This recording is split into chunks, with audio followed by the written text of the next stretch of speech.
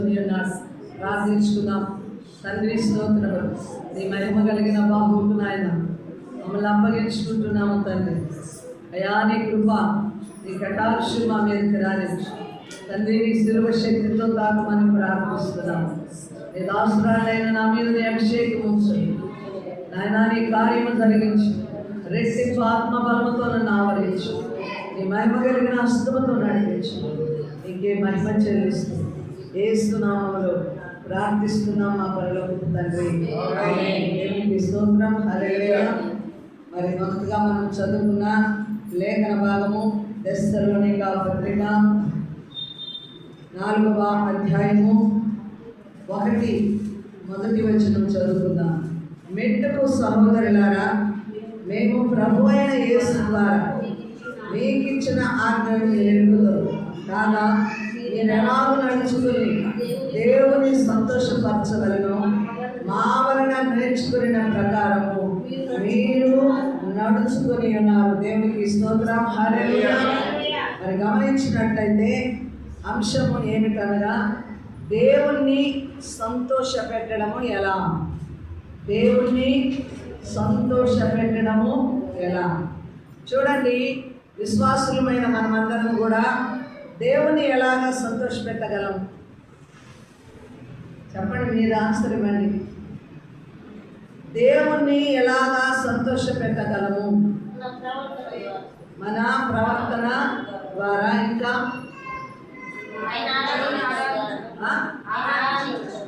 ఆయన ఆరాధించడం ద్వారా, ఆయన ఆజ్ఞలను కట్టడలను అనుసరించడం ద్వారా. దేవునికి స్తోత్రం. హల్లెలూయా. మరి విశ్వాసి ఎప్పుడు కూడా దేవుణ్ణి సంతోష పెట్టాలి అన్న ఆలోచన కలిగి ఉండాలి. విశ్వాసులమైన మనము మన జీవితాలలో దేవుణ్ణి సంతోష పెట్టాలి అన్న ఆలోచన మనకి ఎప్పుడు ఉండాలి. ఎందుకనగా మనల్ని దేవుడు ఎందుకు పిలుస్తున్నాడు అనగా, దేవుని హృదయాన్ని మనం ఎప్పుడు సంతోష పెట్టాలన్న బాధ్యత కూడా మనలో ఉండాలి. నా జీవితం ద్వారా నా దేవుడు నా కొరకై ప్రాణము అర్పించిన యేసు ప్రభువారు ఆయన సంతోషపడుతున్నాడా? నా నడక, నా ప్రవర్తన, నా తీరు, నాలోని పరిశుద్ధత, నాలోని క్రియలు దేవుణ్ణి ఏమైనా సంతోషపరుస్తున్నాయా లేక దుఃఖపరుస్తున్నాయా అన్నది ఆలోచన ప్రతి క్రైస్తవునికి ఉండాలి. ఇది ఒక బాధ్యత. ఏమండి, ఇది ఒక బాధ్యత. అదే చెప్తున్నాడు ఇక్కడ పౌలు గారు. ఏమని చెప్తున్నాడంటే, సహోదరులారా అంటే ఎవరు? సంఘము. సంఘములోని విశ్వాసులందరూ కూడా ఎవరికి సహోదరులు? దేవునికి కాదు. ఎవరికండి? పౌలు గారికి సహోదరులు. మీ మైండ్ వాక్యం మీద పెట్టండి. ఎవరికి సహోదరులు? ఇక్కడ ఎవరు రాశారు ఈ పత్రిక అంటే పౌలు గారు రాశారు. నా సహోదరులారా అని ఎవరిని అంటున్నాడు అనగా, సంఘమును విశ్వాసులను నా సహోదరులారా అంటున్నాను. మేము ప్రభు అయిన యేసు ద్వారా మీకు ఇచ్చిన ఆజ్ఞను మీరెరుగుదురు కాగా మీరెలాగూ నడుచుకొని దేవుని సంతోషపరచవలెనో మా వలన నేర్చుకున్న ప్రకారముగా మీరు నడుచుకొనుచున్నారు. ఇక్కడ తెస్సలోనిక ఆ యొక్క సంఘమును బట్టి ఆయన విమర్శ చేయట్లేదు, కానీ వారు అపరిశుద్ధంగా ఉన్నారని తలంచలేదు. కానీ అయితే సంఘము అనగా ఎలా ఉండాలనో అది నేర్పిస్తున్నాడు. మా ద్వారా మీరు ఉపదేశం నేర్చుకున్నారు, క్రీస్తు యొక్క సందేశం వింటున్నారు, ఆయన యొక్క బోధలు వింటున్నారు. అయితే ఈ బోధలు మీ జీవితాలలో ఎంత ప్రభావితం అవుతున్నాయి? ఈ వాక్యము విన్న మీరు వాక్యం ద్వారా ఎంతగా మీరు సరిచేయబడుతున్నారు అన్నది హెచ్చరిక జరుగుతూ ఉంది. దేవునికి స్తోత్రం.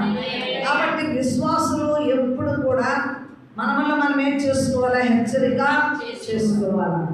దేవుని వాక్యానుసారమైన నడక మా జీవితాలలో ఉందా లేదా? సంఘములో మీకు వాక్యం ప్రకటించబడుతుంది. పరిశుద్ధ గ్రంథము మీ చేతిలో ఉంది. ఈ పరిశుద్ధ గ్రంథము ఏమై ఉందంటే వెలుగై ఉంది. ఈ పరిశుద్ధ గ్రంథము జీవమై ఉంది. ఈ పరిశుద్ధ గ్రంథము నిత్య జీవానికి సిద్ధపరిచే మార్గమై ఉన్నది. కాబట్టి ఇన్ని విధాలుగా దేవుడు మనల్ని ఆశీర్వదించి వాక్యమును మన యొక్క చేతుల్లో ఉంచినప్పుడు, వాక్యాన్ని మనం వింటున్నప్పుడు, ఉపదేశ క్రమము మనం నేర్చుకుంటున్నప్పుడు మన జీవితాలు ఎలా ఉండాలంటే ఎలాగ నడుచుకోవాలని చెప్తున్నాడు ఆయన.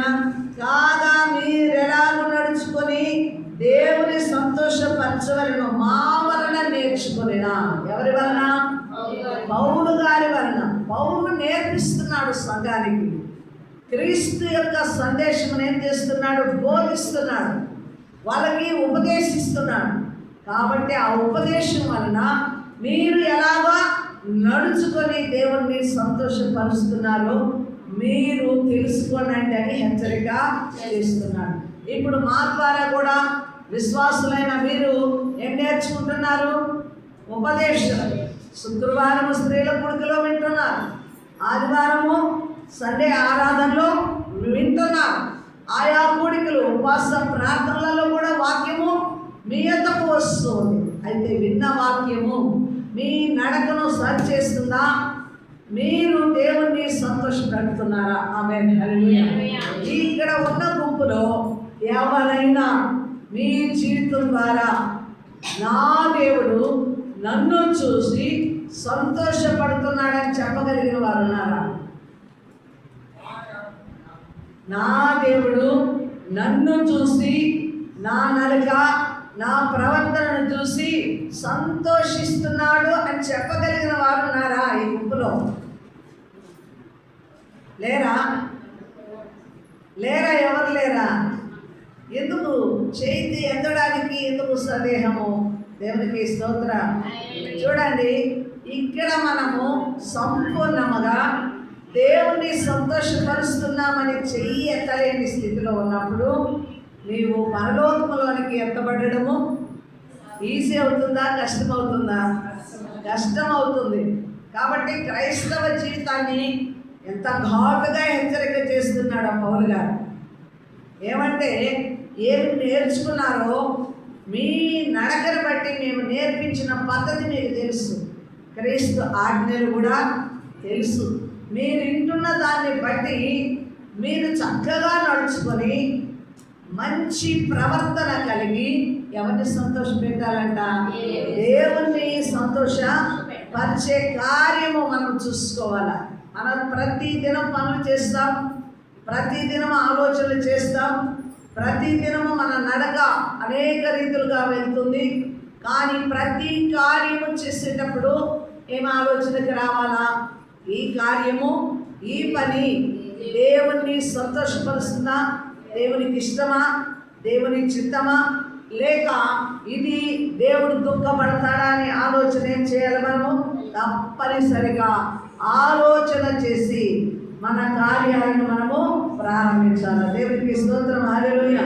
కాబట్టి దశలోనిక సంఘానికి ఏం చెప్తున్నాడంటే క్రైస్తవ జీవితం యొక్క ప్రవర్తనను, స్వభావమును నొక్కి చెప్తున్నాడు. ఏమండి, క్రైస్తవులు ఎలా ఉండాలి, విశ్వాసులు ఎలా ఉండాలి అంటే సంఘ సహోదరులు ఎలా ఉండాలో నొక్కి ఒక్కానిచ్చి ఘాటుగా చెప్తున్నాడు. దేవునికి స్తోత్రం. ఇంకా మనం గమనిస్తే రోమాపత్రిక 14వ అధ్యాయము 18వ వచనం చదవండి అమ్మా. రోమాపత్రిక 14వ అధ్యాయం 18వ వచనం. ఈ విషయమందు క్రీస్తునకు దాసుడైన వాడు దేవునికి ఇష్టడును మనుషుల దృష్టికి యోగ్యుడనై ఉన్నాడు. పై వచనం కూడా చదువుకుందాం. దేవుని రాజ్యము భోజనమును పానమును కాదు కానీ నీతియు సమాధానమును పరిశుద్ధాత్మ యందలి ఆనందమైనది. ఈ విషయమందు క్రీస్తునకు దాసుడైన వాడు ఇష్టుడును మనుషుల దృష్టికి యోగ్యుడు. ఆమేన్. చూడండి, దేవుణ్ణి సంతోషపరిచే హృదయము అంటే దేవునికి ఇష్టలైన వారిగా ఉన్నప్పుడే దేవుణ్ణి సంతోషపరుస్తాం. ఇక్కడ మనకు ఆన్సర్ వచ్చేసింది. దేవుణ్ణి ఎలాగా సంతోషపరచాలన్న క్వశ్చన్ ఉంది. దానికి ఆన్సర్ ఏమిస్తుంది మనకు బైబిల్? ఏమని అమ్మా? దేవునికి ఇష్టలమై ఉన్నప్పుడు ఆయన మనం ఏం చేస్తాము? సంతోషపరుస్తాం. అయితే దేవునికి ఇష్టలుగా కావాలంటే ఏమని చెప్తున్నాడు? నీతియు సమాధానమును పరిశుద్ధాత్మయందలి ఆనందమును వీటి అందు ఎవరైతే ఆ మాటలు ఇప్పుడు చదవండి. ఈ విషయమందు క్రీస్తునకు దాసుడైన వాడు దేవునికి ఇష్టడు, మనుషుల దృష్టికి యోగ్యుడు. ఆమేన్, హల్లెలూయా. చూడండి, ఏ విషయము? నీతి సమాధానము పరిశుద్ధాత్మయందలి ఆనందం. ఈ విషయమనందు ఎవరికి దాసుడు కావాలి? క్రీస్తునకు దాసుడైనప్పుడు దేవునికి ఇష్టడు. దేవునికి స్తోత్రం, హల్లెలూయా. చూడండి, విశ్వాసులు అన్నవారు దేన్ని వెతకాలి అనగా నీతిని. దేన్ని వెతకాలి? నీతిని వెతకాలి, సమాధానమును వెతకాలి, పరిశుద్ధాత్మలోని ఆనందమును. దేవునికి స్తోత్రం. ఎప్పుడైతే నీవు పరిశుద్ధాత్మలో ఆనందించడం ప్రారంభిస్తావో దేవుడు కూడా సంతోషిస్తాడు. దేవునికి స్తోత్రం, హల్లెలూయా. అంటే లోకమును విడవాలా, లోకపు కార్యాలను విడవాలా, నీతిని సమాధానమును పరిశుద్ధాత్మయందలి ఏం పొందుకోవాలి? ఆనందం పొందుకున్నప్పుడు, ఈ మూడు ఉన్నప్పుడు నువ్వెవరికి దాసుడు అవుతావు? క్రీస్తునకు దాసుడు అవుతావు. కాబట్టి ఆయనకి ఇష్టడు, మనుష్యులకు ఎలా కనపడతావు? యోగ్యుడు అవుతావు. దేవునికి స్తోత్రం. మనుష్యులు ఎదుట మనం యోగ్యులుగా ఉంటాము. దేవునికి ఇష్టమైనప్పుడు దేవుని హృదయం ఏమవుతుంది? సంతోషిస్తుంది. దేవునికి స్తోత్రం. అర్థమైనా? కాబట్టి దేవుని హృదయాన్ని ఎలాగ సంతోష పెట్టగలము? దేవుడు సంతోషించడానికి ఏమి చేయగలమంటే మొదట నీ హృదయంలోనికి రావాల్సింది నీతి. రెండవది ఏమి రావాలి? సమాధానము. మనుషులందరితో సమాధానం, దేవునితో సమాధానం. నీ హృదయంలో ఏమి రావాలి? నెమ్మది రావాలి. నెమ్మది రావాలి. అలసట ఉండకూడదు, పోరాటములు ఉండకూడదు, చింతలు ఉండకూడదు, బాధలు ఉండకూడదు, వ్యసనములు ఉండకూడదు. ఈ మనస్సును అన్నిటిలో అణుచుకొని, అన్నిటిలో నిగ్రహించుకొని మరి దేవుని శక్తిని మనం పొందుకోవాలా. హల్లెలూయా. నేనే కొంచెం మైక్ సౌండ్ పెడతాను. దేవునికి స్తోత్రం, హల్లెలూయా. కాబట్టి దేవుని కార్యాలను మనము చూసినప్పుడు దేవుని మనం ఏం చేయాలా? సంతోష పెట్టాలి.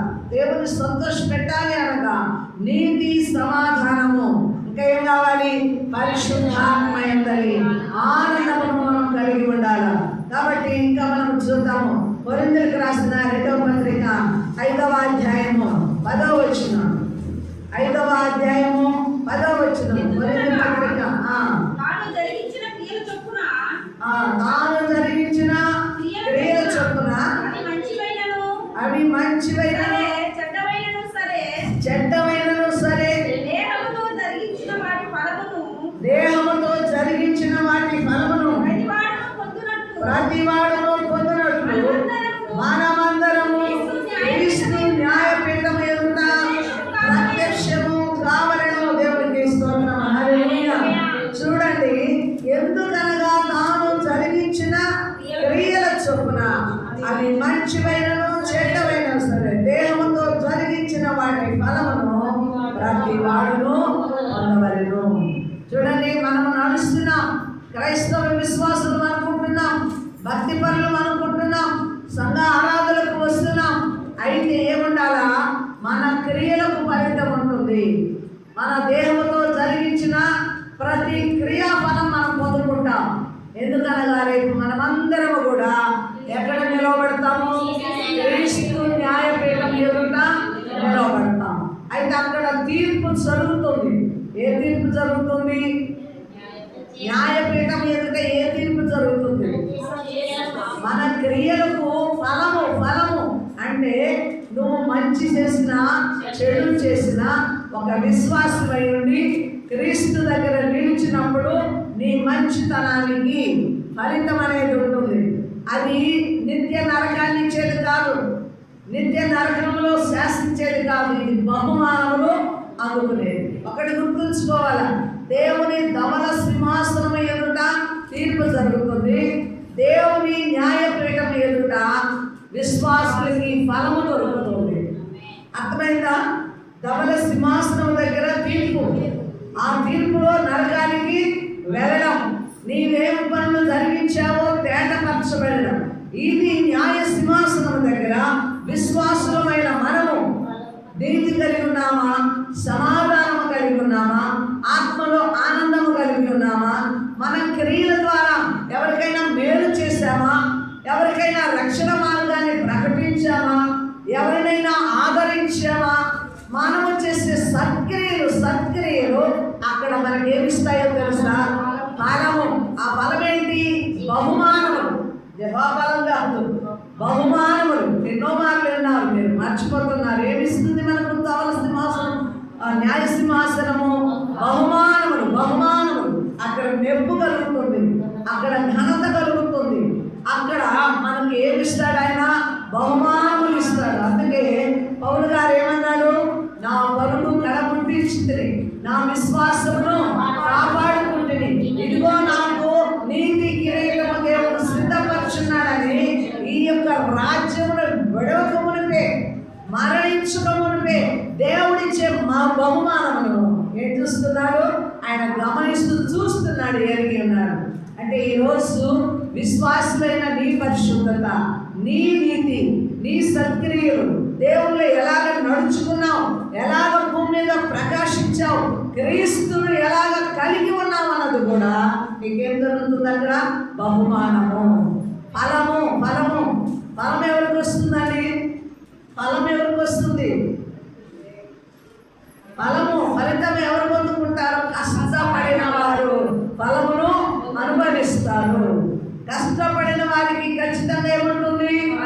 ఫలము ఉంటుంది. అందుకే క్రీస్తునకు దాసుడైతేనే నువ్వు కష్టాన్ని పడతావు. హల్లెలూయా.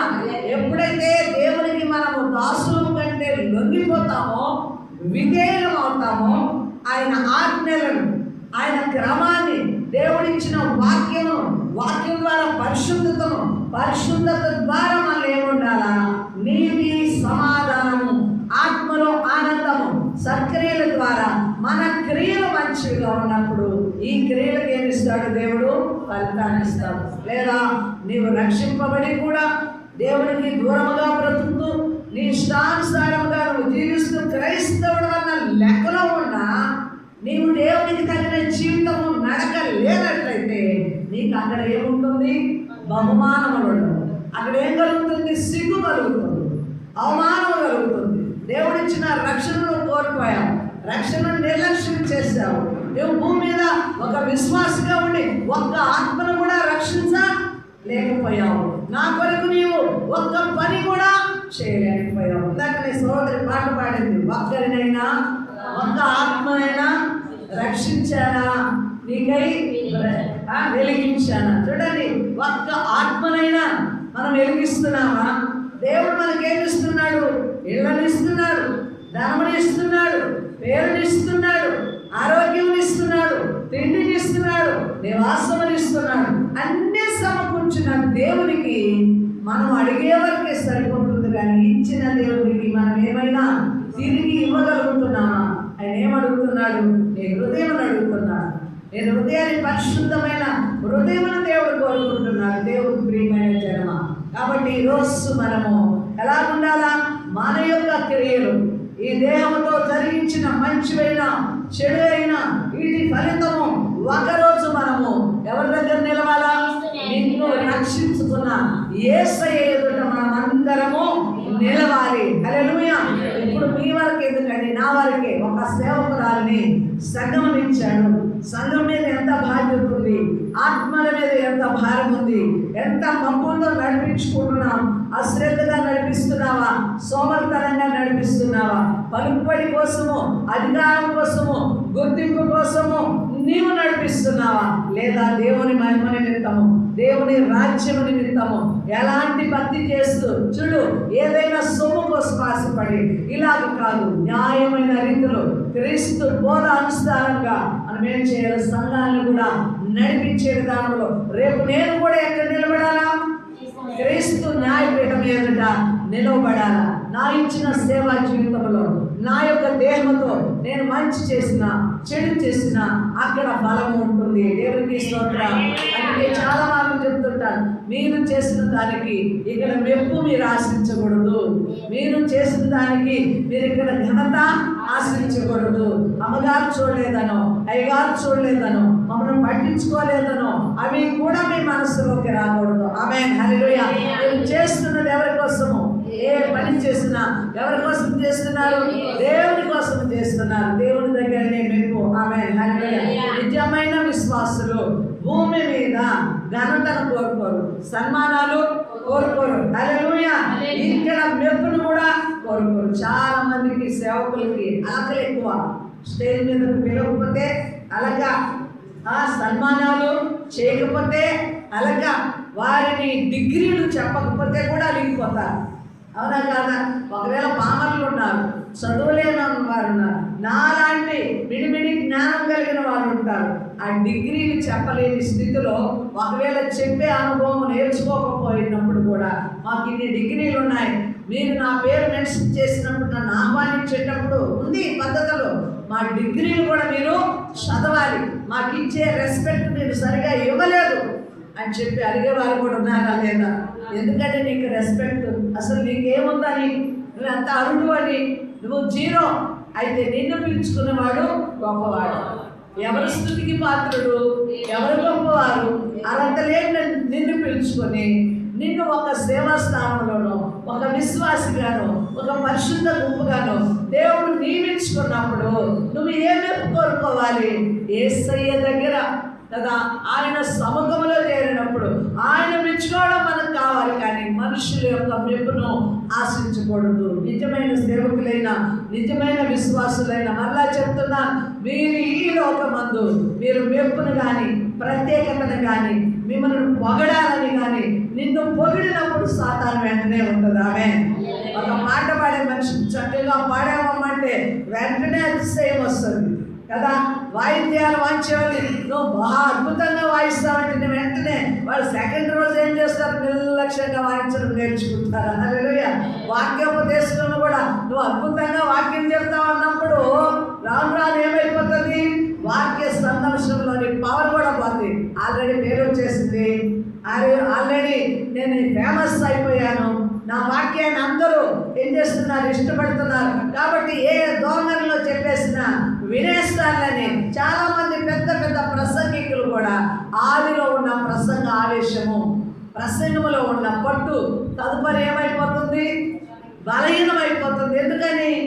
ఒక రీతిలోనికి, ఒక ఫేమస్లోనికి, ఒక గుర్తింపులోనికి వచ్చినప్పుడు ఏం జరుగుతుంది? అక్కడ డౌన్ కావడము జరుగుతుంది. కాబట్టి క్రీస్తునకు దాసులమైన వాళ్ళము ప్రతి ఒక్కరము కూడా ఎక్కడ నిలబడాలా? క్రీస్తు న్యాయపీఠం ఎదుట మనమందరం నిలబడాలా. మనకు అక్కడ దేవుడు ఏమి ఇస్తాడో తెలుసా? బలమునిస్తాడు. కాబట్టి లోకమందు వాక్యం వింటున్న మనము దేవుని ఏం చేయాలా? సంతోషపరచాలి. దేవుని సంతోషపరచాలంటే ఏమని చెప్పుకున్నాం? ఆయనకి ఇష్టంగా ఉండాలి. దేవుణ్ణి సంతోషపరచాలంటే ఆయనకు ఇష్టలుగా ఉండాలి. ఆయనకి ఇష్టముగా ఉన్న వారిని ఎలా ఉండాలి? మన క్రియలను కూడా, మనం చేసే పనులను కూడా ఎప్పటికప్పుడు అంచనా వేసుకుంటున్నారా? ఇది దేవునికి ఇష్టమా? దేవుని సంతోషమా? నేను ఇలాగ చేయడము ఇది మంచిదా? దేవుని సముఖంలో నాకు ఆశీర్వాదం ఉందా లేదని మనం లెక్కించుకొని ప్రతి దినము కూడా మనం ఒక అబ్జర్వేషన్లో ఉండాలి. ఏంటి? మన నడకను బట్టి, మన క్రియలను బట్టి, మన మాటలను బట్టి, మనం చేసే పనులను బట్టి ఒక ప్రత్యేకత మనకు ఏముండాలి? నిఘా ఉండాలి, మనస్సు పెట్టుకోవాలా. లోకస్తుల్లాగా మనం నడవడానికి వీలు లేదు. ఎందుకంటే పౌలు గారు తెస్సలోనిక సంఘానికి ఏమందించాడు? స్వార్థను అందించాడు, ఉపదేశాన్ని అందించాడు. క్రీస్తు సంఘంలోనికి క్రీస్తు సందేశం వెళ్ళింది. కాబట్టి ప్రజలు ఎలా ఉండాలా? సందేశం విన్నప్పుడు, ఉపదేశం విన్నప్పుడు మంచి నడకను నేర్చుకునే ఉపదేశం బోధకుల నుంచి వస్తున్నప్పుడు మీరు కూడా ఏం చేయాలా? ఆ నడక నేర్చుకోవాలి. ఎంతమంది మీరు దేవుని సంతోషపరుస్తున్నారంటే చాలా మందికి ఎట్లా అవుతుంది, కొంతమందికి ఎట్లా పోతుంది, కొంతమంది అటు ఇటు చూసి లేపుదామా వద్దా. చూడండి, అంటే మన హృదయంలో ఏం కనపడుతుంది? మన విశ్వాసుల యొక్క కొరత చాలా తేలిపోయింది. చూడండి, ఒక రాజు దానియేలు గ్రంథంలో ఏమైంది? నిన్ను త్రాసులో పెట్టి చూసగా నేను తక్కువగా కనబడితే కనుక నిన్ను నీ రాజ్యంలో నుంచి నేను తొలగిస్తున్నాను. అర్థమైందా? రాజుకే కాదు, విశ్వాసులు కూడా ఏముంది? త్రాసు ఉంది. దేవుడు కాటా వేస్తున్నాడు. నిన్ను సూటబుల్గా వాక్యానికి, దేవునికి సంబంధించిన బిడ్డము, దేవునికి సంబంధించిన జీవితం నీలో ఉందా లేదని ప్రతి దినం ఏం చేస్తాడు? త్రాసు, తూనిక వేస్తూ ఉంటాడు. ఆ తూనికలో నువ్వు సరి చేయబడకపోతే నీవు కూడా ఆయన స్థానంలో నిలవలేవు. నువ్వు ఊహించుకుంటావేమో, నేను రక్షణ పొందాను, సంఘానికి వస్తున్నాను, వాక్యం వింటున్నాను, సంఘ కోడికల్లో అన్నీ నేను ముందుండి జరిగిస్తున్నాను. కాదు, ఇవి ఏవి కూడా నిన్ను దేవుని రాజ్యంలోనికి చేర్చలేదు. కాబట్టి మన త్రాసు ప్రతిదినం ఏం చేయాలా? మన బ్యాలెన్స్ మనం ఏం చేసుకోవాలా? సరి చూసుకోవాలా. దేవునికి స్తోత్రం. దేవుని చేతిలో నుండి ఎవరు కూడా తప్పించబడలేరు. ఇంకా మనం చూద్దామండి. మరి యేసునందు ఏం చేస్తున్నాడు? హెచ్చరిక చేస్తున్నాడు. హల్లెలూయా. అతడు ఉపదేశములు, మరి దేవుని యొక్క మార్గాలు ప్రజలకు బోధించినప్పుడు ఈ హెచ్చరిక ఎవరు చేస్తున్నారు? పౌలు గారు చేస్తున్నారు. ఇంకా చూద్దాము. తెస్సలోనిక 2వ పత్రిక 2వ అధ్యాయం 11వ వచనం చదవాలి. 2వ అధ్యాయం 11వ వచనం.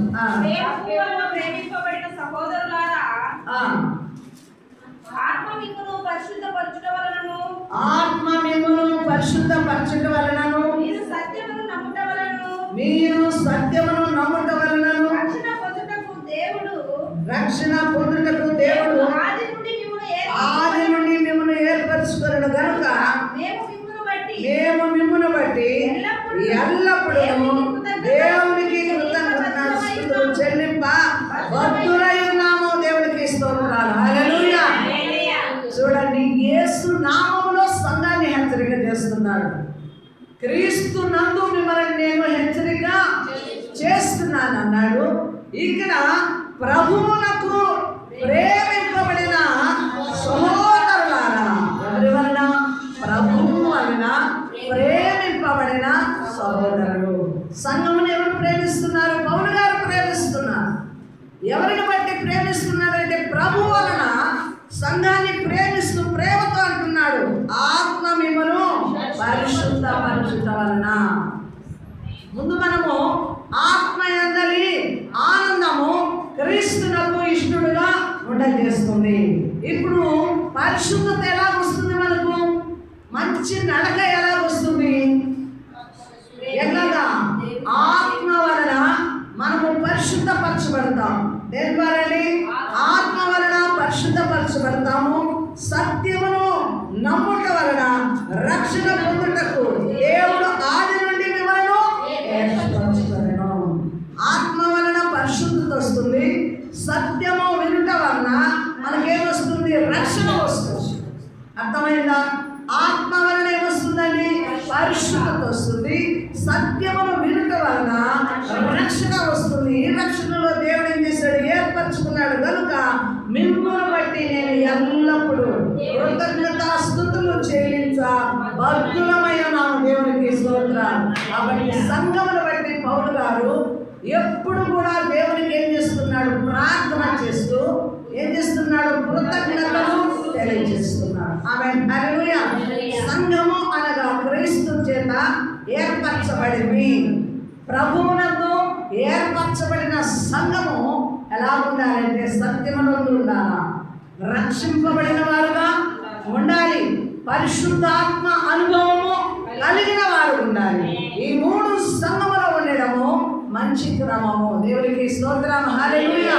కాబట్టి ప్రతి విశ్వాసులకు కూడా ఈ 3 లక్షణాలు ఏముండాలా?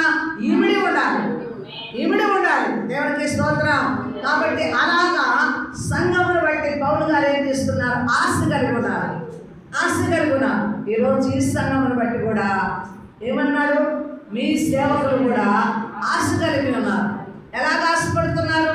మీరు సత్యంలో నిలవాలని, మీరు ఆత్మలో పొందుకొని పరిశుద్ధ పరచబడాలని. దేవునికి స్తోత్రం. హల్లెలూయా. అంతేకాకుండా 3వది ఏమని చెప్పాను? ఇప్పుడు సత్యము రక్షింపబడిన వారుగా వినాలి, చక్కగా రక్షింపబడిన వారుగా ఉండాలన్నది మీ సేవకులు కూడా ఏమైంది? ఆనందం. అందును బట్టి దేవుని దగ్గర ఏమో ప్రార్థిస్తాము, కృతజ్ఞతలు తెలియజేస్తాము. కనుక సంఘము ఎప్పుడు కూడా పరిశుద్ధమైన నడక నడవాలి. ఎందుకంటే బయట ఉన్న వారు, అన్య జనులైన వారు ఫిల్టర్ చేస్తారు. మీరు క్రైస్తవ విశ్వాసులు కదా, మీ నోరు మితంగా ఉండాలి. మీరు ఇలాంటివి ఆశించకూడదు కదా. మీ హృదయాలు కూడా, మీరు కూడా ఇలాంటి స్థలాలకు వస్తారా? ఇలాంటి యోచనలు కలిగి ఉంటారా? ఆమేన్. చూడండి, ప్రశ్నార్థకంగా విశ్వాసుల జీవితాలు ఉండకూడదు. ఆమేన్. వారి నుంచి ఏం రావాలా? అవునండి, మీరు దేవుని బిడ్డలు, మీరు పరిశుద్ధులు కనుక మీరు కోరుతారు. మాకు తెలుసు ఇలాంటి ఆలోచనలు మీకు లేవు. ఇలాంటివి మిమ్మల్ని మీలో పుట్టవండి. ఎందుకంటే మిమ్మల్ని దేవుడు ప్రత్యేకమైన స్థానంలో ఉంచాడు. మాకు తెలుసు అని లోకం మనల్ని అలాగా చదవాలా? దేవునికి స్తోత్రం. ఇప్పుడు బైబిల్ గ్రంథంలో పత్రికలు ఉన్నాయి, అవునా? పత్రికలు ఉన్నాయా లేవా? ఈ పత్రికలు మనం చదువుతున్నామా? చదువుట వలన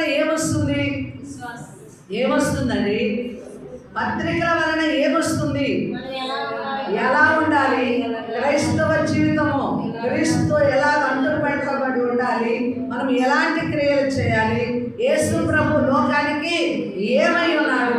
ఇవన్నీ కూడా ఈ యొక్క పత్రికలలో ఏమవుతుంది? చదువుట వలన మనము ఆ జ్ఞానాన్ని అభ్యసిస్తున్నాం, తెలుసుకుంటున్నాం క్రీస్తు యొక్క శక్తిని. ఇప్పుడు విశ్వాసులు కూడా ఏమై ఉన్నారు? పత్రికలై ఉన్నారు. ఏమై ఉన్నారు? పత్రికలై ఉన్నారు. ఇప్పుడు క్రీస్తుని చూడాలంటే బైబిల్లో చూడాలి. క్రీస్తుని చూడాలంటే ఆయన చరిత్రను వెతకాలి. ఇప్పుడు క్రీస్తుని చూడాలంటే ఎవరిని చూడాలి? మీరే చెప్పాలి, ఆన్సర్ ఇవ్వాలి. విశ్వాసులు ఎవరిని చూడాలా? క్రీస్తుని చూడాలి. ఆమేన్. పరిశుద్ధ గ్రంథం వరకు కూడా పోవాల్సిన అవసరం లేదు.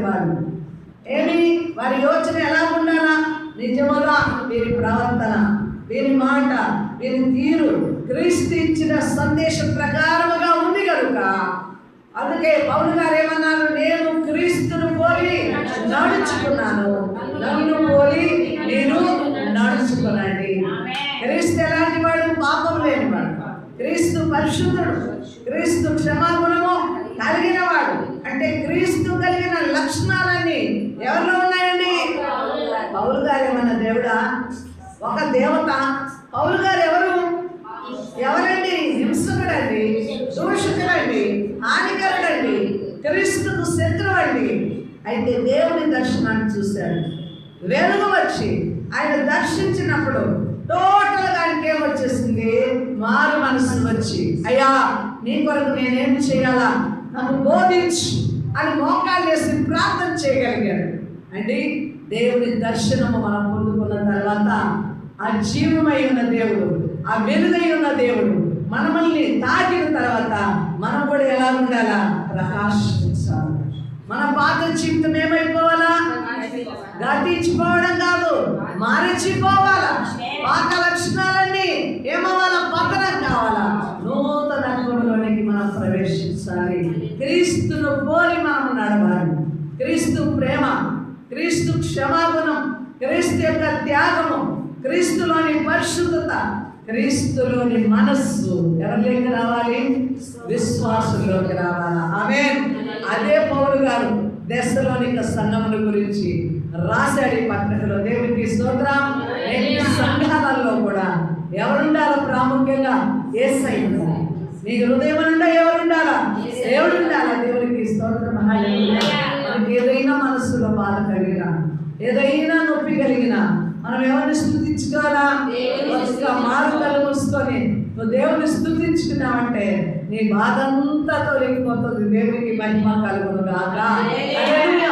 ఒక చెడ్డ తలంపు వచ్చినప్పుడు, ఒక చెడ్డ ఆలోచనప్పుడు యేసయ్యాని దేవుని స్తుతించుకొని ఏమండి ఒక్క నిమిషం కళ్ళు మూసుకొని నేను ప్రభు బిడ్డను ఇది ఆశించకూడదని వెంటనే దేవుని సమూహం లేకుండా సరే క్షమాపణ కోరుకోగలిగిన హృదయం రావాలి. హెచ్చరిక ఆత్మలో జరుగుతుంది. అందుకే ఆత్మ ఏం చేస్తుంది? పరిశుద్ధపరుస్తుంది. సత్యం ఏం చేస్తుంది? రక్షణ మార్గంగా నడిపిస్తుంది. హల్లెలూయా. మనలో దేవుని ఆత్మ ఉన్నప్పుడు దేవుని ఆత్మ చేత నడిపించబడే బిడ్డలకు దేవుడు ఉపదేశం వస్తుంది. ఆమె ఈ మధ్య కాలంలోనే నేను చెప్పాలి, ఒక ఆలోచన నాకు వచ్చింది. ఏమంటే ఈ మధ్య డబ్బుని హెచ్చించుకునే ప్రాసెస్లో కొన్ని మీటింగ్స్ జరుగుతున్నాయి. నేనేమనుకున్నానంటే ఏ గుడికి వెళ్ళేవన్నీ నైట్ కదా, ఆ మీటింగ్కి వెళ్దాము అనుకున్నా. ఊరికే వినేసి వద్దామని వేరే ఆమె ఊరికే ప్రెజర్ పెడతా ఉంటే ఏమనుకున్నా, ఆ రోజు రాత్రి నుంచే సిద్ధపడ్డాను. అయితే ఉదయకాలం తెల్లవారుజామున వచ్చాను, ప్రార్థనా కొడుకులో వాక్యం చెప్పాను, ఉదయకాలం ఆరాధన నడిపించాను, మెట్లు దిగి కిందకి వెళ్తా ఉన్నా. నేనేమనుకుంటున్నా, మీటింగ్కి వెళ్ళిపోతాము, చూసుకొని అక్కడ భోజనాలు ఉంటాయి, నేను మాటలేదు ఈరోజు వాక్యం చూసుకుందాం నేను మెట్లు దిగుతున్నా. నాలో ఉన్న ఆత్మదేవుడు నాతో మాట్లాడుతున్నాడు. ఏమని మాట్లాడుతున్నాడు? అక్కడికి పోతే మన దేవుడి వాక్యం ఉందా? దేవుడి గురించిన బోధలు ఉన్నాయా?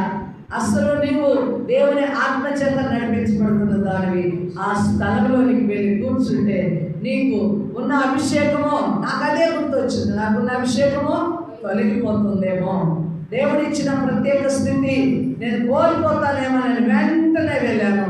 ప్రార్థన చేసుకుని క్షమాపణ కోరాను. ఎక్కడొచ్చింది? అక్కడ శారీరకంగా అర్థం చేసుకోండి. నా మనసు ఏమనుకుంది, ఏ మీటింగ్స్ లేవు, ప్రార్థన లేవు, వెళ్దాం ఊరికే వినేసి వద్దాం అనుకున్నాను. మనసులో తలంపులు అలాగే వస్తాయి. కానీ దేవుని ఆత్మ నాలో ఉంది కదా, దేవుని ఆత్మతో నేను నడిపించబడుతున్నాను కాబట్టి దేవుడు ఆ స్థలంలోనికి వెళ్ళి నన్ను సిగ్గుపరచనివ్వకుండా హెచ్చరిక చేశాడు. వెంటనే నా యొక్క మనసులో నిలిచిన ఆలోచనను దేవుడు ఏం చేశాడు? నిర్మూలము చేశాడు. దేవునికి స్తోత్రం. చాలా మందిని కూడా పరిశుద్ధాత్మ పొందుకున్న వారికి అనుభవం ఉంటుంది. ఆమేన్.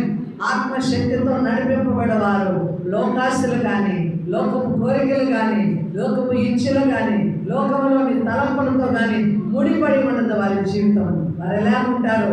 ఒక ప్రత్యేకమైన స్థితిలో వారు దేవుని ఆశ్రయించకుండా ప్రభువునందే మనస్సు నిలిపి ఉండగలరు. దేవునికి స్తుతి కలుగునుగాక. హల్లెలూయా. ఇంకా చూద్దాము. ఇదే 2వ దశలోనికి పత్రిక 2వ అధ్యాయం 15వ వచనం కూడా చదవండమ్మా. 15వ వచనం. కాబట్టి సహోదరులారా నిలకడగా ఉండి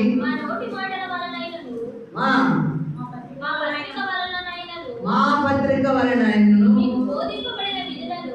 మీకు బోధింపబడిన విధులను చేపట్టుడి. మన ప్రభువైన యేసుక్రీస్తును మనమును ప్రేమించి కృప చేత నిత్యమైన ఆదరణయు శుభ నిరీక్షణయు అనుగ్రహించిన మన తండ్రి అయిన దేవుడును మీ హృదయములను ఆదరించి ప్రతి సత్కార్యమందును ప్రతి సద్వాక్యమునందును మిమ్మును స్థిరపరచునుగాక. ఎంత చక్కగా చూడండి. కాబట్టి సహోదరులారా నిలకడగా ఉండి మా నోటి మాటల వలనైనను మా పత్రిక వలనైనను మీకు బోధింపబడిన విధులను ఏం చేయాలంటమ్మా? ఏం చేయాలి? చేపట్టాలి. అంటే ఏం చేయాలా? చేపట్టుట అంటే ఏంటి? చేపట్టుట అంటే ఏంటి? వింటే సరిపోతుందా? మాటలు వినడం గొప్పడమా? ఆచరించడము గొప్ప. ఆయన విధులను వాక్యం ద్వారా వింటున్నాం. అయితే ఆ విధులను ఏం చేయాలంట? చేపట్టడం అంటే అనుభవించడం. వాక్యాన్ని అనుభవించడం. వాక్యమును మన జీవితాలలోకి ఏం చేయాలా? చేర్చుకొని మన జీవితాలను మార్చుకొని వాక్యం ద్వారా బ్రతకడము. దేవునికి స్తోత్రం. అయితే చూడండి, మన ప్రభు అయిన యేసుక్రీస్తును మనలను ప్రేమించి కృప చేత నిత్యమైన ఆదరణ శుభ నిరీక్షణ అనుగ్రహించిన మన తండ్రి అయిన దేవుడును మీ హృదయములను ఆదరించి ఏం చేయాలంట? ప్రతి సత్కార్యమందును ప్రతి సద్వాక్యమందును మిమ్మల్ని స్థిరపరచుగాక. ఇప్పుడు విశ్వాసం ఏం చేయాలా? ప్రతి సత్కార్యము చేయాలి. ఏమంటే అర్థమైందా? విశ్వాసులు ఏం చేయాలమ్మా? ప్రతి సత్కార్యము చేయాలా? ప్రతి సద్వాక్యము, మంచి వాక్యము. చూడండి, అనేక మార్లు భిన్నమైన సువార్తలు వస్తాయి, దారి తొలగించే సువార్తలు వస్తాయి, క్రీస్తులకు దూరం చేసే సాతాను బోధనలు కూడా వస్తాయి. అయితే విశ్వాసులు ఏం స్థిరపరచుకోవాలి? సద్వాక్యము, మంచి వాక్యము, బుద్ధిని నేర్పే మాటలు, హల్లెలూయా, దేవుని శక్తిని నింపుకునే మాటలు మనం ఏం చేయాలా? వినాలి. వాటి ద్వారా ఆ విధులను మనము చేపట్టి మనకు శుభప్రదమైన నిరీక్షణ ఉంది. ఏంటా నిరీక్షణ? ఏంటా నిరీక్షణ? ఆయన వస్తాడన్న నిరీక్షణ ఉంది. ఆమేన్. ఇప్పుడు మనకు నిరీక్షణ లేని ప్రజల వల్ల మన విశ్వాసం ఉంచలేదు. మన విశ్వాసానికి, మన భక్తికి, మన పరిశుద్ధతకు, మన క్రియలకు ఒక నిరీక్షణ ఉంది. ఏంటా నిరీక్షణ? ప్రభువు వచ్చును, మనల్ని కొనిపోవును. ప్రభు రాజ్యంలో నిత్య సమాధానం, నిత్యమైన నెమ్మది, ఆకలి దప్పికలు లేని, రోగములు లేని, చింతలు బాధలు లేని నిత్యమైన సంతోషమైన రాజ్యంలో మేము వెళ్తామన్న నిరీక్షణ ప్రతి విశ్వాసికి ఉంది. ఆమేన్. హల్లెలూయా. ఆ నిరీక్షణ చేతనే ఈ సత్యవాక్యం అంటున్నాం. ఈ సత్యవాక్యం మనల్ని ఏం చేస్తుంది? రక్షిస్తుంది. ఈ రక్షణ కూడా వెళుతున్న మనము ఆత్మ ద్వారా ఏం కావాలా? పరిశుద్ధ పరచుకోవాలా. విశ్వాస స్థానంలో ఉండి కూడా పరిశుద్ధత లేకపోతే మనం యోగ్యులము కాదు. ఎప్పుడైతే నీలో పరిశుద్ధత వస్తుందో సత్క్రియలు కూడా ఆటోమేటిక్గా చేసేస్తావు. హల్లెలూయా. నీ హృదయం ఎప్పుడైతే పరిశుద్ధత అవుతుందో ఒక లేనివాడికి ఆహారం పెడతాం, ఒక బీదవాడిని పోషించగలవు, ఒక విధవరాలను కూడా సంతోషం పెట్టగలవు. నీకు రూపాయి ఉంటే ₹1 ఇతరులకి సహాయపడే రీతిగా ఉంటావు, కన్నీరు కారుస్తావు, ప్రార్థిస్తావు, హల్లెలూయా, ఆదరిస్తావు, ఓదారుస్తావు. ఇవన్నీ కూడా ఎవరు చేయాలా?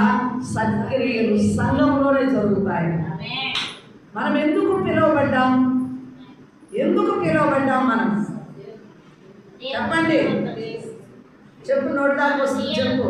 సత్క్రియలు చేయటకే మనం పిలువబడ్డాం. మనం ఎందుకు పిలువబడ్డాం? పరిశుద్ధుల మౌటకే పిలువబడ్డాం. హల్లెలూయా. తిమోతి రాసిన పత్రికలో ఉంటుంది. ఏమండి? ఘనత నొందిన పాత్రలు, ఘనహీనమైన పాత్రలు, పరిశుద్ధమైన పాత్రలు, అపరిశుద్ధమైన పాత్రలు. దేవుని చేతిలోనికి వచ్చి వాడబడే పాత్ర ఏది? దేవుని చేతిలోనికి వచ్చి వాడబడే పాత్ర ఏమిటి? పరిశుద్ధమైన పాత్ర. హల్లెలూయా. దేవుని చేతిలోనికి రావాలి, వాడబడాలి, సత్క్రియలు చేసే వారంగా ఉండాలి, సద్వాక్యములు వినే వారం ఉండాలంటే మనం ఏ పాత్రలో ఉండాలి? పరిశుద్ధమైన పాత్రలో ఉండాలి. మొదటి స్టెప్ నువ్వు ఎక్కడయ్యాలి? ఏమి సంపాదించుకోవాలంటే పరిశుద్ధత సంపాదించుకోవాలి. హల్లెలూయా. నీవు పరిశుద్ధత ఎప్పుడైతే నీ హృదయంలోకి వస్తుందో ఆటోమేటిక్గా దేవుడు ఏం చేస్తాడు? ఆయన చేతిలోకి నేను తీసుకుంటాడు. ఆమేన్. అప్పుడు ఆయన నీకు ఇచ్చే వరము, కృప, ఆయన ఇచ్చే పనిలో నువ్వు ప్రార్థన చేస్తావా? ప్రవచిస్తావా? చూడండి, మందిరం పనిచేస్తావా? సువార్థికుడువా? బోధకుడువా? ఉపదేశకుడువా? ప్రసంగికుడువా? హల్లెలూయా. అది ఏ భాగంలో దేవుడు ఎందుకు పిలుచుకున్నాడు అప్పుడు వాడుకుంటాడు. ఆమేన్. చాలా మందికి ఏముంటుందో తెలుసా? వాడబడాలి, వాడబడాలి, నేను కూడా దేవుల్లో వాడబడాలని ప్రతి ఒక్కరు అనుకుంటారు. అనుకున్నారా లేదా? చాలా మందికి ఉంది. హల్లెలూయా. మా దగ్గర కూడా చెప్తారు, మేము వాడబడాలని ఉందండి. వాడబడాలంటే ఏం చేయాలా? పరిశుద్ధత కలిగి ఉండాలి. దేవునికి స్తోత్రం. ఒకసారి ఒక ఆమె వాక్యం చెప్తా ఉంది. ఒక ఆమె వాక్యము చెప్తా ఉంది, కానీ దేవుడు చూపించాడు. హల్లెలూయా. కలలో ఎలా చూపించాడంటే గంప చేయలే, ఆ గంపల ఆహారం పెట్టి అందరికి వడ్డిస్తా ఉంది. ఆమె చూపించాడు ఆమె. హల్లెలూయా. అప్పుడు నేను అనుకున్నాను కదా, అంటే వాక్యం అయితే చెప్తున్నారు, వారి జీవితాలు అయితే ఎలా ఉంది? పేడ వేసిన గంపలో తెల్లటి ఆహారం ఉందండి. ఆహారం పెట్టి ఎవరైనా తింటారా? తినరు. కాబట్టి ఎందుకు ఇప్పుడు అది జ్ఞాపకానికి వస్తుందంటే, వాక్యం చెప్పేవారు ఎందరో పుట్టుకులాగా వస్తున్నారు. కానీ దేవుని దృష్టిలో మొదట నీవు వాక్యం ఏమంటే సత్యము, వాక్యము పరిశుద్ధత, వాక్యము వెలుగు, వాక్యము దేవుడు అని దేవుని ఆశామాషిగా ఎంచకూడదు. ఆమేన్. నువ్వు ఏ స్థలంలోనైనా నువ్వు నిలబడాలంటే నీవు మొదట సంపాదించుకోవాల్సింది ఏమిటో తెలుసా? డిగ్రీలు కాదు. హల్లెలూయా. డిగ్రీలతో నువ్వు నిలబడలేవు. ఆమేన్. డిగ్రీలతో మనం సేవ చేయొచ్చు, చేయకపోవచ్చు, కానీ పరిశుద్ధత ప్రాముఖ్యమైనది. ఆమేన్. ఒక పరిశుద్ధుడైన వాడు వాక్యం ప్రకటిస్తుంటే, బిల్లీ గ్రహం గారు వాక్యం ప్రకటిస్తే ఏమండి, అనేక మంది ప్రసంగికులు వాక్యము ప్రకటిస్తే వేల కొలది రక్షింపబడారు. ఏంటి కారణం అంటే వారు పరిశుద్ధతతో, వారు దేవునికి అంకితం అయిపోయి వారి జీవితాలను దేవుని చేతిలో పెట్టి నీవే సమస్తం అనుకుని బోధించడం వల్ల వారి వాక్యం వింటున్న వారిలో హృదయ స్పందన జరుగుతుంది, మారు మనసు వస్తుంది.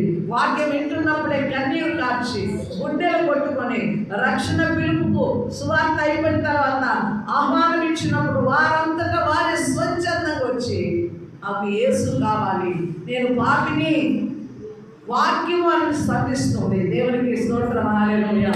కాబట్టి వాక్యము సత్యము, సత్యం వాక్యమును మనము వినిపిస్తున్నాము అంటే ఈ వాక్యము సత్యమే. వాక్యము సత్యము, వాక్యము నమ్మదగింది, వాక్యములో తేడా లేదు. చెప్పేవారు ఏమై ఉండాలి? ఏమై ఉండాలి? సత్యమును అనుసరించేవారై ఉండాలి. ఆమేన్. వాక్యము సత్యమే. అర్థమవుతుందా? చెప్పేవారిలో సత్యం కానప్పుడు సత్యవాక్యము కాదది. హల్లెలూయా. ఏంటండి? సత్యవాక్యము కాదు. నువ్వు చెప్పేది పరిశుద్ధ గ్రంథమే, సత్యాన్ని ప్రకటిస్తున్నావు, కానీ సత్యములో నిలవకుండగా అబద్ధము, అన్యాయము, అపరిశుద్ధత లోకాన్నంతా నింపుకొని క్రీస్తు వాక్యమును ప్రకటించిన అక్కడ వ్యర్థమైపోతారు. ఒక్క ఆత్మకు కూడా కదలిక ఉండదు. ఆమేన్.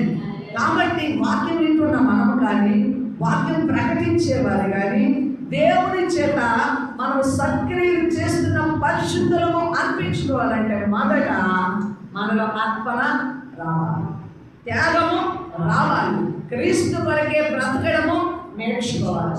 ఈ పాప చింతలు, ఈ లోక చింతలు ఇవన్నీ మార్చుకోవాలి. ఇవన్నీ అంతమైపోతాయి. ఏది నిలవదు. ఆమేన్. హల్లెలూయా. ఏది శాశ్వతము కాదు.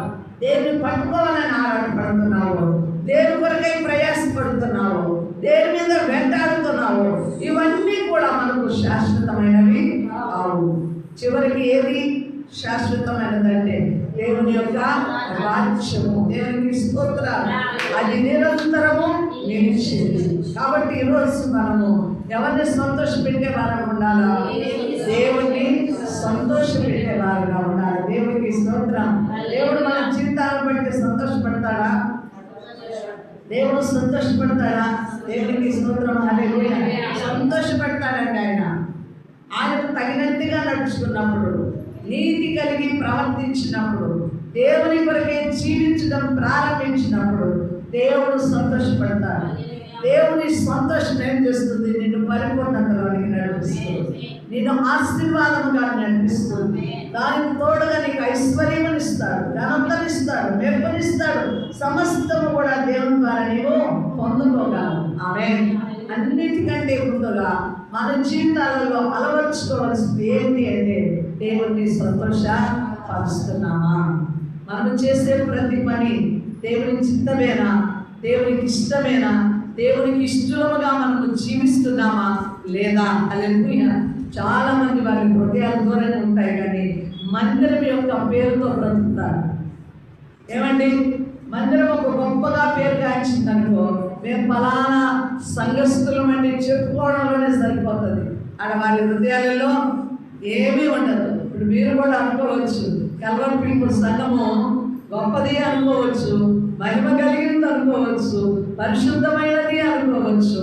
కానీ సంఘము పేరు చెప్పుకొని సంఘమును బట్టి నువ్వు నీతిగా మార్చబడలేవు. హల్లెలూయా. నీ నీతి నీకు వ్యక్తిగతమైనది, నీ రక్షణ నీకు వ్యక్తిగతమైనది.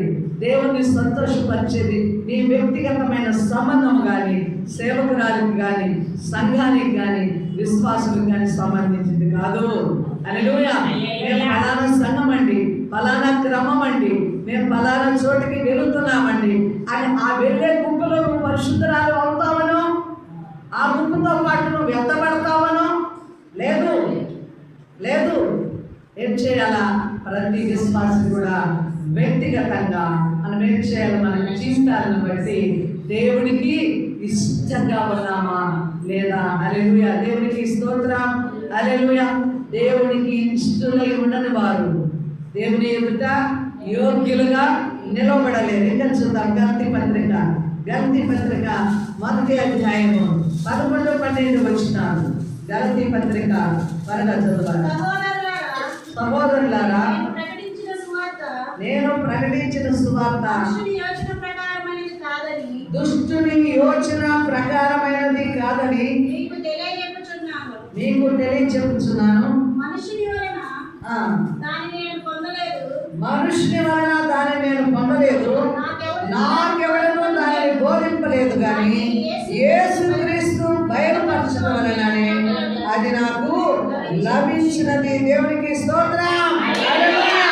చూడండి, నేను ప్రకటించిన సువార్త మనుష్యుని యోచన ప్రకారమైనది కాదని నీకు తెలియచెప్పుచున్నాను.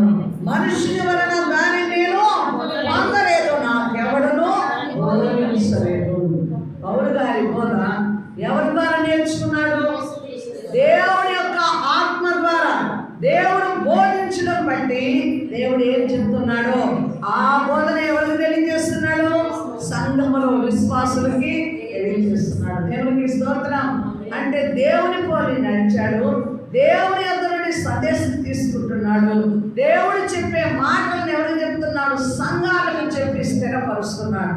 అందుకే దేవుడు 3 సువార్త ప్రయాణాలు చేసి అనేక సముద్రాలు దాటుతూ ఆయన సువార్తను అందించి అనేక సంఘాలను ఏం చేశాడు? ఆయన నిర్మించాడు. దేవునికి స్తోత్రం. హల్లెలూయా. కాబట్టి ఈ యొక్క బోధ కూడా ఎవరి ద్వారా నేర్పించబడాలా? పరిశుద్ధాత్మే. దేవునికి స్తోత్రం. పరిశుద్ధాత్మ బోధ డిఫరెంట్ గా ఉంటుంది. అవునా?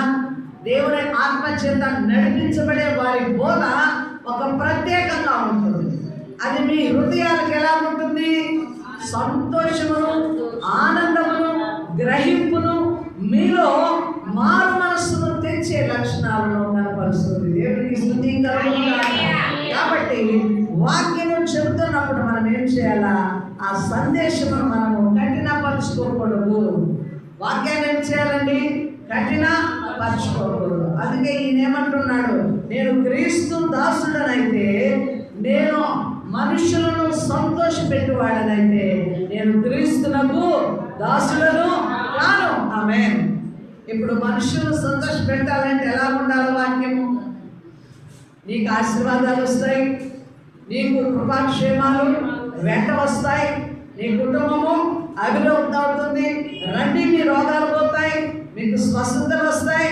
చూడండి, మీ కుటుంబాలు దీవించబడే అని చెప్పే బోధ ఎలా ఉంటుంది? మీకు సంతోషాన్ని ఇస్తుంది.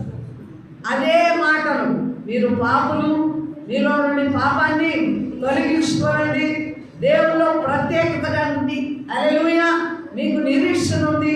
మీరు శుద్ధి లేదే దేవుణ్ణి చూడలేరు. మీరు దేవుని న్యాయమును, సత్యమును, పరిశుద్ధతను అనుసరించాలని కఠినమైన బోధ. ఏమండి? ఎలా ఉంటుంది కఠినమైన బోధ? చాలా వికారంగా ఉండదు, వాళ్ళు మనస్సుకు నెమ్మది ఉండదు. అదే పౌలు గారు ఏమంటున్నారు? దేవుని సత్యముల గురించి నేను బోధించాలనుకున్నది ఏదో దేవుడు చెప్పాడు, నేను బోధిస్తున్నాను అంతే. మనుషులను సంతోషపెట్టే బోధన ఏం చేస్తే మనుషులకు నేను దాసునైతే దేవునికి నేను దాసుని కాదు. హల్లెలూయా. అందుకే సత్యవాక్యాన్ని ప్రకటిస్తున్నప్పుడు దేవుని ద్వారా వినాలి. దేవుడు ఏది చెప్తే ఖచ్చితంగా ఏం చేయాలా?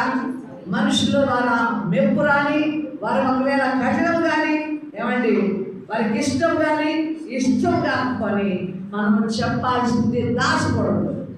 అర్థమైందా? దాచిపెట్టే వాక్యము మీకు ఎప్పుడు బోధించకూడదు. ఎందుకంటే దేవుని వాక్యము వెల్లడి చేయాలి, సత్యాన్ని వెల్లడి చేయాలి. హల్లెలూయా! బ్రతికితేనే, ఈ కండిషన్తో మీరు జీవిస్తేనే మీరు క్రీస్తు బిడ్డలు. లేకపోతే మీరు సంఘాలకు వచ్చినా ఏమండి మీరు రక్షణ పొందినా మీరు దేవునికి దాసులు కాదు. ఇప్పుడు భిన్నమైన వార్తలు వచ్చేస్తున్నాయి, వాక్యాలు వస్తున్నాయి. ఏంటి? బాప్తిసం తీసుకో, నువ్వు తాగు, తిరుగు, సిగరెట్లు కాల్సు, పాపం చేయి. అయితే సండే ఏం చేయాలా? స్నానం చేసి వచ్చి ఒప్పుకొని ఏం చేయాలా? బలారాధనలు చేయి. ఎంత మూర్ఖత చూడండి. ఒక్క మారు దేవుని వాక్యమును రుచి ఎరిగి పరిశుద్ధాత్మలోని ఆనందము పొంది బుద్ధిపూర్వకంగా నువ్వు పాపము చేసిన ఎడల పాప క్షమాపణ లేదు. తెలియక చేసిన వారికి క్షమింపబడతాయి, కానీ తెలిసి వాక్య అనుభవం ఉండి ఓ దేవుని దాసులు అని చెప్పుకుంటూ, రక్షణ పొందిన వారు అని చెప్పుకుంటూ, విశ్వాసులు అని చెప్పుకుంటూ ఇంకా పాపములకు దాసులమైతే దేవుడు బుద్ధిపూర్వకంగా నువ్వు తెలిసి పాపం చేసినప్పుడు మనకేమొస్తుంది? పాప క్షమాపణ కలుగుతుంది. కాబట్టి ప్రతి మారు పాపం చేసి క్షమించు అనుకోవడం కాదు, కానీ దేవుడు ఆత్మ ద్వారా ఏం ఇస్తాడు? మనకు పరిశుద్ధత. ఆత్మ ద్వారా ఏం చేస్తాడు? పరిశుద్ధత. పాపం అంటే భయం వస్తుంది నీకు. పాపము చూపును చూడాలన్నా భయం వస్తుంది, పాపమును వెంటాడాలన్నా భయం వస్తుంది, పాపము మాటలు వినాలన్నా భయం వస్తుంది. ఒక చిన్న తప్పు ఆలోచన వచ్చిన వెంటనే ఏం చేస్తారు? ప్రార్థన అనుభవం కలిగిన వారు పశ్చాత్తాపం పడతారు. దేవుని సముఖంలో కన్నీరు కార్చి వారు క్షమించు ప్రభువా, మేము తప్పు చేశామని ఒప్పుకొని వాటిని విడిచిపెడతారని దేవునికి స్తోత్రం. హల్లెలూయా! పరిశుద్ధుడైన దేవుడు మన హృదయాలను పరిశుద్ధపరుస్తాడు. కాబట్టి బోధించే వారు కూడా ఎలాగ బోధించాలా? మీరు కఠినమైన బోధను ఆస్వాదించాలి. ఆమేన్. ఎందుకంటే మాకు మేలు. దేవునికి స్తోత్రం. ఈ వాక్యము మమ్మల్ని సరిచేస్తుంది. ఈ వాక్యం మా బ్రతుకుల్ని దేవుని చెంతకు తెస్తుందన్న ఆలోచనకు రావాలి, కానీ మమ్మల్ని విమర్శించడానికి ప్రత్యేకంగా మా గురించి చెప్తున్నారని ఏనాడు కూడా మనం తలంచకూడదు. అలాంటి తలంపులు తేకూడదు. దేవునికి మహిమ కలుగునుగా. చూద్దాము కొలస్సీ రాసిన పత్రిక 1వ అధ్యాయం 10వ వచనం చదవండి. త్వరగా టైం లేదు. ఈ సంగతి వినిన నాటి నుండి మేమును మీ నిమిత్తము ప్రార్థన చేయటం మానక మీరు సంపూర్ణ జ్ఞానమును ఆత్మ సంబంధమైన వివేకము కలవారును ఆయన చిత్తమును పూర్ణముగా గ్రహించిన వారునై ప్రతి సత్కార్యములు సఫలమగుచు జ్ఞానమందు అభివృద్ధి పొందుచు అన్ని విషయములలో ప్రభువును సంతోషపెట్టినట్లు ఆయనకు తగినట్లుగా నడుచుకున్నవారని ఆనందముతో కూడిన పూర్ణమైన ఓర్పును దీర్ఘ శాంతమును కనపరచున్నట్లు ఆయన మహిమా శక్తిని బట్టి సంపూర్ణ బలముతో బలపరచబడవలనని తేజోవాసులైన పరిశుద్ధుల స్వాస్థ్యములో పారివారమగుటకు మనలను పాత్రులుగా చేసిన తండ్రికి మీరు కృతజ్ఞతాస్తుతులు చెల్లింపవలనని దేవుని మహిమను కొలుస్తున్నాను. దేవునికి స్తోత్రం. ఎంత అద్భుతమైన సందేశం ఇక్కడ. మీరు ఇంటికి వెళ్ళిన తర్వాత ఆయన ఈ 4 వచనాలు మీరు చదువుకొని చూడండి. చదువుకోగలిగిన వారు చూడండి. ఒకసారి మళ్ళా చూద్దాం. మీరు సంపూర్ణ జ్ఞానమును ఆత్మ సంబంధమైన వివేకమును గలవారై ఆయన చిత్తమును పూర్ణముగా గ్రహించువారనై ప్రతి సత్కార్యములు ఏమి కావాలంట? సఫలము కావాలి. విశ్వాసులు ఏముండాలి? సంపూర్ణ జ్ఞానం ఉండాలి, దేవుని చిత్తము ఉండాలి. ప్రతి సత్కార్యములు ఏం కావాలమ్మా? సఫలమవచ్చు. అన్ని విషయాలలో అభివృద్ధి పొంది, జ్ఞానమునందు అభివృద్ధి పొంది అన్ని విషయములలో ఎవరిని సంతోషపెట్టాలి? ఎవరిని సంతోషపెట్టాలండి? ప్రభువును సంతోషపెట్టచ్చు, ఆయనకు తగినట్లు నడుచుకోవాలి. ఎవరికి తగినట్లు? దేవుని ఎట్లా సంతోషపరచగలమో ఈరోజు మన అంశం. ఏమండి, ఎలాగా సంతోషపరచగలము? మనము అన్ని విషయాలలో ఏం కలిగి ఉండాలి? జ్ఞానము కలిగి ఉండాలి. సత్క్రియలలో మనం సఫలను కావాలి. ఆత్మలో ఆనందిస్తూ ఉండాలి. ఇంకా ఏం చెప్పాడు చూడండి, ఆయనకు తగినట్టుగా అన్ని విషయములలో మనము ఆయనకు తగినట్టు ఏం చేయాలంట? నడుచుకోవాలి. కాబట్టి జ్ఞానముతో కూడిన ఓర్పు, దీర్ఘశాంతము కనపరుచున్నట్టు ఆయన శక్తిని బట్టి సంపూర్ణ బలములో బలపరచబడాలి. ఏముండాలి? విశ్వాసులకి ఏముండాలండి? ఓర్పు ఉండాలి, దీర్ఘశాంతం ఉండాలి. యేసు ప్రభు నడకలో ఏం చూస్తాం మనము? ఓర్పు ఉండాలి, దీర్ఘశాంతం ఉండాలి. పరిశుద్ధుల్లో ఏముండాలి? ఓర్పుకోవడం, దీర్ఘశాంతం, సహించుకోవడం ఉండాలి. దేవునికి స్తోత్రం. ఎప్పుడైనా మీరు ఓర్పుతున్నారా? ఓర్చుకుంటున్నారా? చెప్పండి, నోరు విప్పండి. దీర్ఘశాంతము ఉందా? ఓర్పును మించిన దీర్ఘశాంతం ఉందా? ఇస్తుంది. ఎప్పుడైతే ప్రభువులాగా మనం నడుచుకోవాలి. దేవుణ్ణి మనము అన్ని విషయాలలో ఏం చేయాలంట? అన్ని విషయాలలో నువ్వు ఏ యొక్క పనులు చేస్తున్నావో వాటన్నిటిలో ఎవరు సంతోషపడాలా? దేవుడు సంతోషపడాలి. దేవునికి స్తోత్రం. పిల్లలు ఎక్కువ మార్కులు తీస్తే ఎవరికి సంతోషం? పిల్లలు ఉద్యోగాలు పొందుకుంటే ఎవరికి సంతోషం? మంచి పేరు తెచ్చుకుంటే ఎవరికి సంతోషం? అయితే యేసు ప్రభు మన పిల్లలందరూ మనల్ని కనలేదు. ఆయన స్వరక్తం ఇచ్చి మన వాళ్ళకి అన్నాడు. కాబట్టి మనము కూడా ఆ తండ్రిని ఏం చేయాలా? సంతోషపరచాలి. దేవునికి స్తోత్రం.